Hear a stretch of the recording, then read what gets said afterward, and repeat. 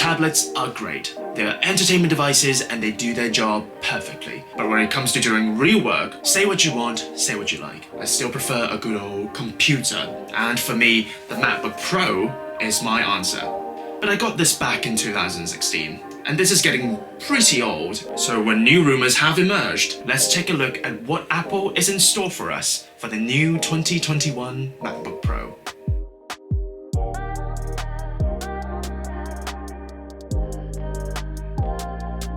These rumors were released by a respectable, quite reliable Apple analyst named Kuo. There are a few rumors I think are quite believable, but there are some that I think are not quite plausible, and I'll go through them one by one. So the first thing we can expect is that the new 2021 MacBook Pro will come in a 14-inch and a 16-inch size. Will this actually happen?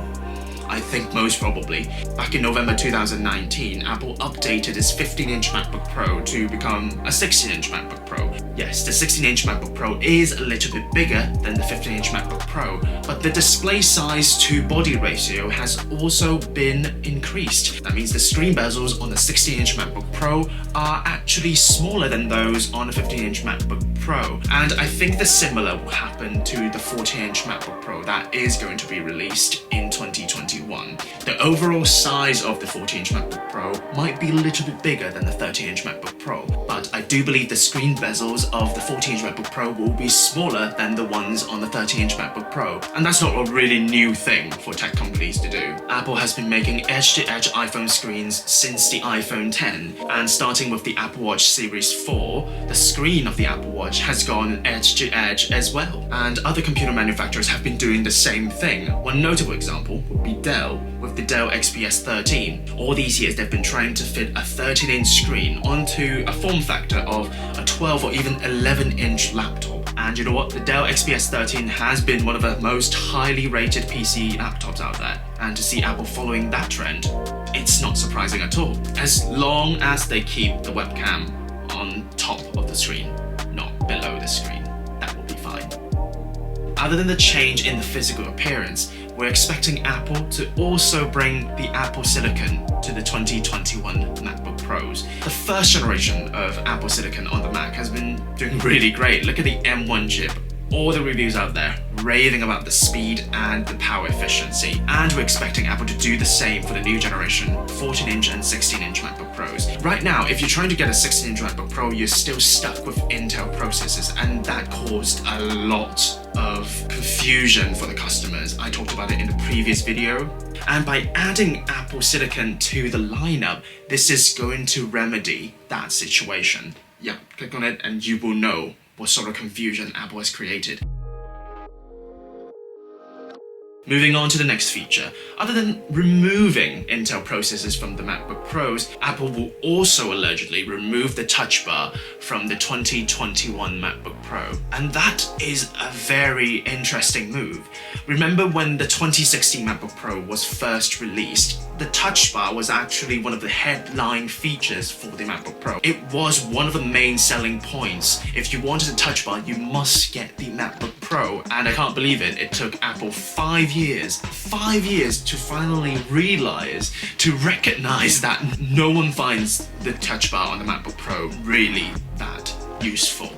Now, for my personal experience, I've used the touch bar on the MacBook Pro for around 4 years now. The only times I really did find it useful to use the touch bar was when I wanted to adjust my volume using a volume slider instead of clicking the volume buttons. The other scenario would be when I am finding emojis using the typing suggestions, and that's pretty much it. And as time goes on, no one finds it useful, no one uses the touch bar. If no one uses the touch bar, then developers don't develop apps with support of it. And yeah, I think 2021, this is the time to put the touch bar to rest. Now for news that are a little bit more exciting, according to Kuo, some of the ports are returning to the MacBook Pro. When the 2016 MacBook Pro was released, Apple went for this really simplistic design. You can only find a headphone jack and some USB-C ports on a MacBook Pro. And the thinking behind it is that USB-C can do everything. Like you can charge your laptop on it, you can connect your MacBook Pro to a display, you can connect it to a camera, your phone, so on and so on. But if you're looking for an SD card slot or an HDMI port, then you're out of luck. You need a dongle. Menchuko didn't specify what sort of ports will be back on the MacBook Pro, but I suppose it would be something like the SD card slot and the HDMI port that was available to MacBook Pros before 2016. Now, my only concern is how is Apple going to fit ports like these on the MacBook Pro? For the 2016 MacBook Pro, it's already so thin, literally anything thicker than a USB-C port will not fit on the sides. So maybe an SD card slot would make sense, but for an HDMI port, I don't know. I think it's 50-50 here. Here we are to the fifth thing that we can expect from the 2021 MacBook Pro. There will be a redesign, duh. But what sort of redesign can we expect? Menchuko has suggested we might be looking for a more squarish design for the new 2021 MacBook Pro, similar to the design language of the latest generation of iPad Pro, iPad Air, and of course the iPhone 12. Do I think it's going to happen? Here's where I have a little bit of doubt. Now, there's nothing really wrong with a squarish design for a MacBook Pro. In fact, the current MacBook Pro has quite a squarish design anyway. If you look at the angle of the MacBook Pro, you can see it has already quite an angled design. Now, the main problem with this claim is that I don't think the MacBook Pro can be even more squarish than the current design. Look at how the base of the MacBook Pro tapers towards the edge. Do you know why that is the case?